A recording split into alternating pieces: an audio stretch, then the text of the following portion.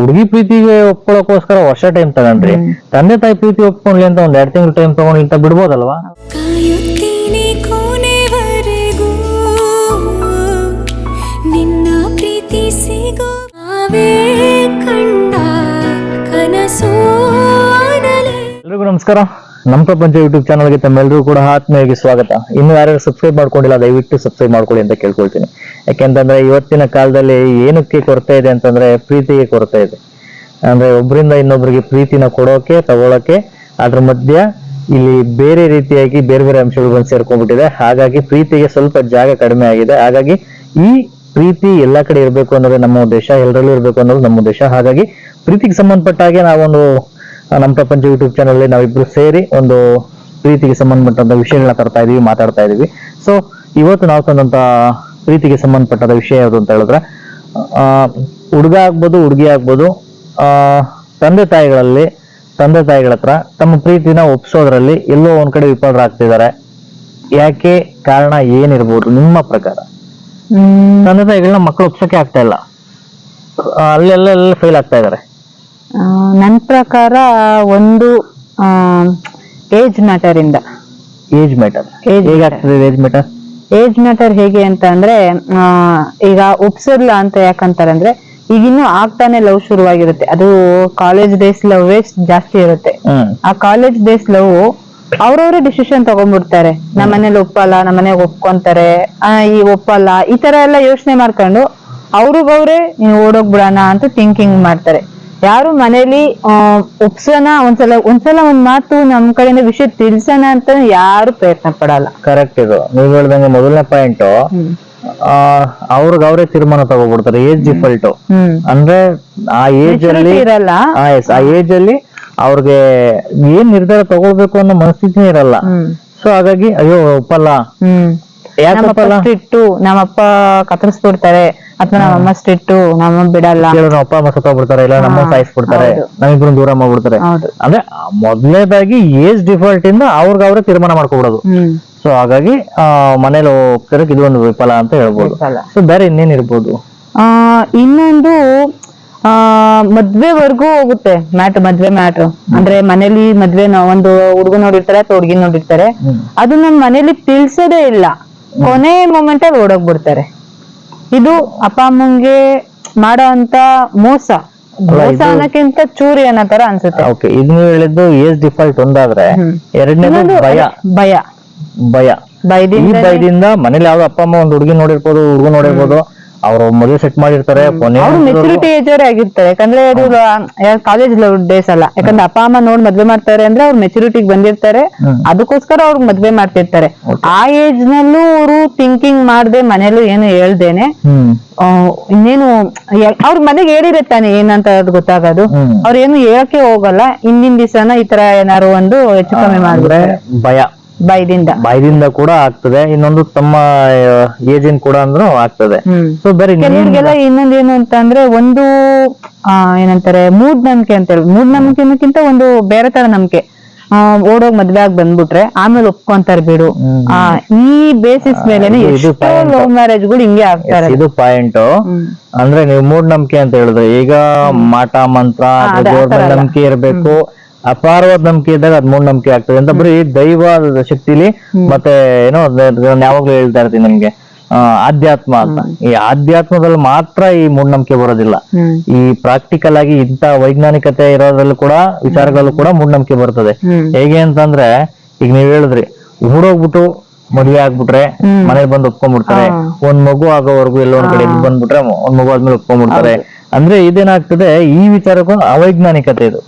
ಅಂದ್ರೆ ವಿಚಾರ ಮಾಡುವಂತದ್ದು ಮತ್ತೆ ವಿಜ್ಞಾನವಾಗಿ ಅಂದ್ರೆ ವೈಜ್ಞಾನಿಕವಾಗಿ ನಡ್ಕೊಳ್ಳುವಂತದ್ದು ಯಾವ್ದು ಎಲ್ಲಾರ್ಗು ಈಗ ಹೆಂಗ್ ಮೈಂಡ್ ತುಂಬಿಸ್ಬಿಟ್ಟಿರ್ತಾರೆ ಅಂತಂದ್ರೆ, ಈಗ ಲವರ್ ಸ್ಕೂಲ್ಗೆ ಅವ್ರೇನ್ ಆತರ ಡಿಸಿಷನ್ ತಗೊಳಕ್ ಹೋಗಲ್ಲ. ಈ ಅಕ್ಕಪಕ್ಕ ಫ್ರೆಂಡ್ ಸರ್ಕಲ್ಗಳು ಏನ್ ಮಾಡ್ತಾರೆ ಅಂದ್ರೆ, ಅವ್ರಿಗೆ ಪ್ರವೋಕ್ ಮಾಡ್ತಾರೆ, ಓಡೋಗ್ ಮದ್ವೆ ಆಗಿ ಬಂದ್ಬಿಡು ಆಮೇಲೆ ಒಪ್ಕೊಳ್ತಾರೆ. ಹಿಂಗ್ ಅವ್ರಿಗೆ ಪ್ರಚೋದನೆ ಮಾಡಿ ಮಾಡಿ ಮಾಡಿ ಅವ್ರ ಮನೇಲಿ ಒಪ್ಸೋಣ ಮಾತಾಡೋಣ ಅನ್ನಕ್ಕೆ ಅವ್ರಿಗೆ ಅವಕಾಶನೇ, ಅವ್ರಿಗೆ ಯೋಚನೆ ಮಾಡಕ್ ಬಿಡಲ್ಲ ಅವ್ರನ್ನ. ಅವೈಜ್ಞಾನಿಕತೆ ಅಂತ ಹೇಳಿದೆ. ಅದು ಅವೈಜ್ಞಾನಿಕತೆ ಜೊತೆಗೆ ಮೂರನೇ ವ್ಯಕ್ತಿಗಳ ಆಗಮನ. ಯಾವಾಗ ಈ ಮೂರನೇ ವ್ಯಕ್ತಿಗಳ ಮಾತನ್ನ ಕೇಳ್ತಾರೆ ಮತ್ತೆ ಯಾವಾಗ ಅವೈಜ್ಞಾನಿಕತೆ ಇಟ್ಕೊಳ್ತಾರೆ, ಆ ಟೈಮಲ್ಲಿ ಅವೆರಡು ಕೂಡ ತಂದೆ ತಾಯಿಗಳ ಹತ್ರ ಹೋಗಕ್ಕೆ ಬಿಡಲ್ಲ ಆ ವಿಚಾರಗಳು. ಡೈರೆಕ್ಟ್ ಈ ಕಡೆ ಓಡೋಗ್ಬಿಡೋಣ, ಒಂದ್ ಮಗುವಾಗ ಅವ್ರಿಗೆ ಇದ್ಬಿಡೋಣ, ಈ ತರ ಬಂದ್ಬಿಡುತ್ತೆ. ಅಂದ್ರೆ ಒಂದು ಏಜ್ ಡಿಫಾಲ್ಟ್, ಇನ್ನೊಂದು ಭಯ, ಇನ್ನೊಂದು ಅವೈಜ್ಞಾನಿಕತೆ, ಇನ್ನೊಂದು ಮೂರನೇ ವ್ಯಕ್ತಿಗಳ ಮಾತು. ಸೊ ಇಷ್ಟೆಲ್ಲ ಕೂಡ ತಂದೆ ತಾಯಿಗಳನ್ನ ಮಕ್ಕಳು ಒಪ್ಸೋದ್ರೆ ವಿಫಲ ಆಗ್ತದೆ. ಸೊ ಇನ್ನು ಏನಿರ್ಬೋದು ಅಂದಾಜು? ಇನ್ನೊಂದು ಮನೇಲಿ ವಿಷಯನೂ ತಿಳಿಸ್ತಾರೆ. ಯಾಕಂದ್ರೆ ಒಂದ್ಸಲ ಬಂದ್ಬಿಡುತ್ತೆ ಸಿಚುವೇಶನ್. ಕೆಲವರು ಆತರ ಜನರ ಪಾಪ ಹುಡುಗರು ಇರ್ತಾರೆ. ಹೆಂಗೆ ಅಂದ್ರೆ ಮದ್ವೆ ಮ್ಯಾಟ್ರ್ ಬಂದ ತಕ್ಷಣ ಇಲ್ಲ ಅಮ್ಮ ಹಿಂಗಿದೆ ಸಿಚುವೇಶನ್ ಇದೆ ಅಂತ ಹೇಳ್ಕಂತಾರೆ. ಬಟ್ ಆದ್ರೆ ಅವ್ರು ಒಂದೇ ಒಂದು ಒಪಿನಿಯನ್ ಇಂದ ಅವ್ರ ಡಿಸಿಷನ್ ಚೇಂಜ್ ಮಾಡ್ಕಂತಾರೆ, ಅಥವಾ ಅವ್ರ ಡಿಸಿಷನ್ ವೇಟಿಂಗ್ ಅಲ್ಲಿ ಇರಿಸಿ ಕೊನೆ ಮೂಮೆಂಟ್ ಅಲ್ಲಿ ಯಾಮರ್ಸ್ತಾರೆ, ಅಥವಾ ಆ ಮೂಮೆಂಟ್ ಅಲ್ಲಿ ನಮ್ಮ ಅಪ್ಪ ಅಮ್ಮ ಒಪ್ಪಲ್ಲ ಬಿಡು ಅಂತ ಹೇಳಿ ಬ್ರೇಕಪ್ ಮಾಡ್ಕಂತಾರೆ. ಈ ತರದ್ರಿಂದನೂ ಲವ್ ಫೇಲ್ಯೂರ್ ಜಾಸ್ತಿ ಆಗ್ತದೆ. ಅಪ್ಪ ಅಮ್ಮನ ಒಪ್ಸೋದ್ರಲ್ಲಿ ಇಲ್ಲೂ ಕೂಡ ಫೇಲ್ ಆಗ್ತದೆ. ತುಂಬಾ ಚೆನ್ನಾಗಿ ಒಂದೇ ಅಟೆಂಪ್ಟ್ಗೆನೆ ಅವರು ಗಿವ್ ಅಪ್ ಮಾಡ್ಕೊಡ್ತಾರೆ. ಅಂದ್ರೆ ತುಂಬಾ 4 ಪಾಯಿಂಟ್ ತುಂಬಾ ಚೆನ್ನಾಗಿ ಹೇಳಿದ್ರಿ. ಒಂದು ಅವೈಜ್ಞಾನಿಕತೆ, ಇನ್ನೊಂದು ಮೂರನೇ ವ್ಯಕ್ತಿಗಳ ಮಾತು, ಇನ್ನೊಂದು ಭಯ, ಇನ್ನೊಂದು ಏಜ್ ಲಿಮಿಟ್. ಸೊ ಇದೆಲ್ಲ ಅದ್ರ ಜೊತೆಗೆ ಇನ್ನು ನನ್ನ ಪ್ರಕಾರ ಇವೆಲ್ಲದನ್ನು ಹೊರತುಪಡಿಸಿ, ಓಕೆ, ಇದೆಲ್ಲದನ್ನು ಹೊರತುಪಡಿಸಿ ತಾಳ್ಮೆ ಇಲ್ಲ ಅಂತ ನನ್ನ ಅನಿಸಿಕೆ. ಇವತ್ತಿನ ಜನರೇಷನ್ ಮಕ್ಕಳಿಗೆ ಅಪ್ಪ ಅಮ್ಮನ್ನ ಒಪ್ಸುವಂತ ತಾಳ್ಮೆ ಮಕ್ಳಿಗಿಲ್ಲ ಅಂತ ಅನ್ಕೊಂತೀನಿ. ತಾಳ್ಮೆ ಇದ್ರೆ ಏನ್ ಬೇಕಾಗ್ತದೆ.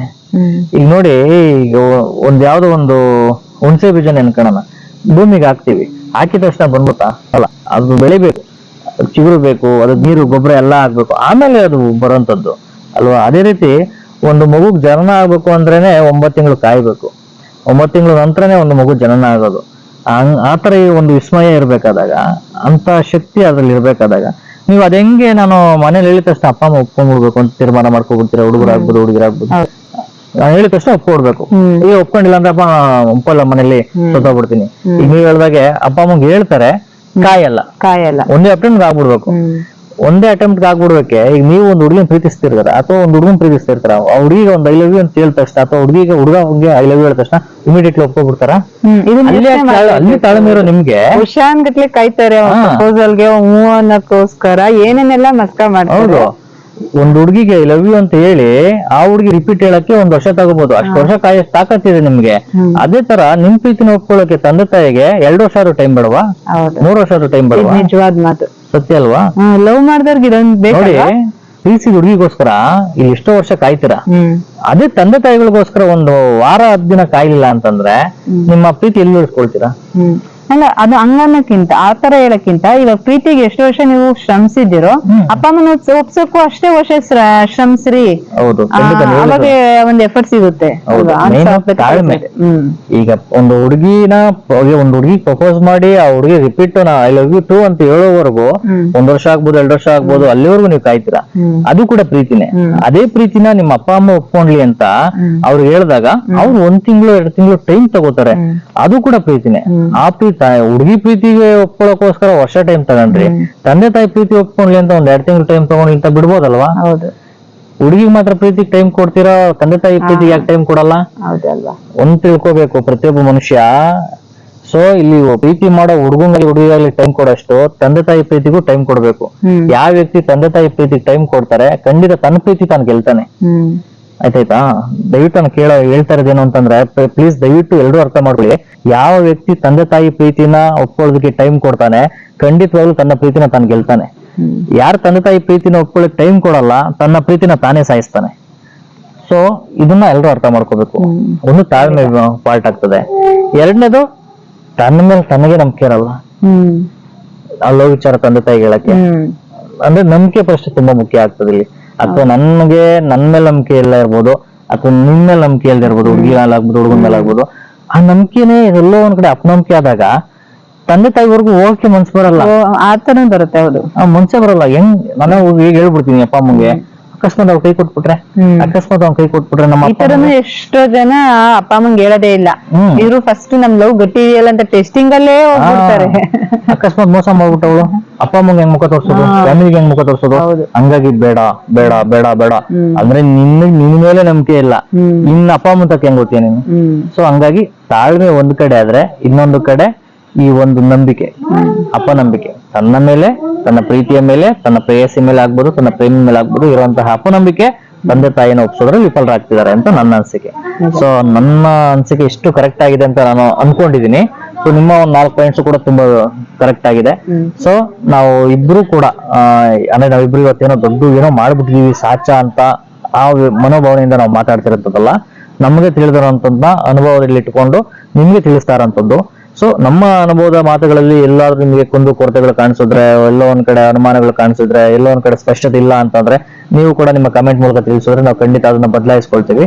ಸೊ ಹಾಗಾಗಿ ನಾವು ಹೇಳಿಕೊಟ್ಟಿರೋದಿಷ್ಟೇ, ಅಪ್ಪ ಅಮ್ಮನ ಒಪ್ಪಿಸೋದಕ್ಕೆ ತನ್ನ ಮಕ್ಕಳುಗಳು ಎಲ್ಲಿ ವಿಫಲರಾಗ್ತಿದ್ದಾರೆ, ತನ್ನ ಪ್ರೀತಿನ ಒಪ್ಪಿಸೋದ್ರಲ್ಲಿ ತಂದೆ ತಾಯಿಗಳನ್ನ ಎಲ್ಲಿ ವಿಫಲರಾಗ್ತಿದ್ದಾರೆ ಅಂತಂದ್ರೆ, ಸೊ ತಾಳ್ಮೆ, ಎರಡನೇದು ಒಂದು ಅವೈಜ್ಞಾನಿಕತೆ, ಮೂರನೇ ವ್ಯಕ್ತಿಗಳ ಆಗಮನ, ಸೊ ಅಲ್ಲೇ ಎಲ್ಲದಕ್ಕಿಂತ ಹೆಚ್ಚಾಗಿ ತನ್ನ ಪ್ರೀತಿ ಮೇಲೆ ಅಥವಾ ಹುಡುಗನ ಮೇಲೆ ಹುಡುಗಿನ ಮೇಲೆ ಒಂದು ಅಪನಂಬಿಕೆ, ಸೊ ಎಲ್ಲದಕ್ಕಿಂತ ಏಜ್ ಲಿಮಿಟ್, ಎಲ್ಲೂ ಕೂಡ ತನ್ನ ಪ್ರೀತಿಯನ್ನ ಮನೆಯಲ್ಲಿ ಒಪ್ಸೋದಕ್ಕೆ ವಿಫಲರಾಗ್ತಿದ್ದಾರೆ ಅಂತ ಅನಿಸ್ತಾ ಇರೋದು. ಹಾಗಾಗಿ ಎಲ್ಲಾ ಅಂಶಗಳನ್ನ ನೀವು ಇಟ್ಟುಕೊಂಡು ನೀವು ದೃಢವಾಗಿ ನಿಂತ್ಕೊಂಡು ತಂದೆ ತಾಯಿ ಪ್ರೀತಿಗೆ ಕಾದ್ರೆ ಖಂಡಿತವಾಗ್ಲೂ ಅಪ್ಪ ಅಮ್ಮ ಒಪ್ತಾರೆ, ನಿಮ್ ಪ್ರೀತಿ ಗೆಲ್ಸ್ತದೆ ಅಂತ ನಮ್ಮ ಅನಿಸಿಕೆ. ಸೊ ಹಾಗಾಗಿ ಇವತ್ತಿನ ಎಪಿಸೋಡ್ ನ ಮುಗಿಸ್ತಾ ಮುಂದಿನ ಎಪಿಸೋಡ್ ಅಲ್ಲಿ ಇನ್ನೊಂದು ಪ್ರೀತಿಯ ಬಗ್ಗೆ ಅಂಶಗಳನ್ನ ತರ್ತೀವಿ, ಮಾತಾಡ್ತೀವಿ. ಎಲ್ಲಿವರೆಗೂ ನಮ್ಮ ಪ್ರಪಂಚ ಯೂಟ್ಯೂಬ್ ಚಾನಲ್ ನೋಡ್ತಾರೆ. ನಮಸ್ಕಾರ.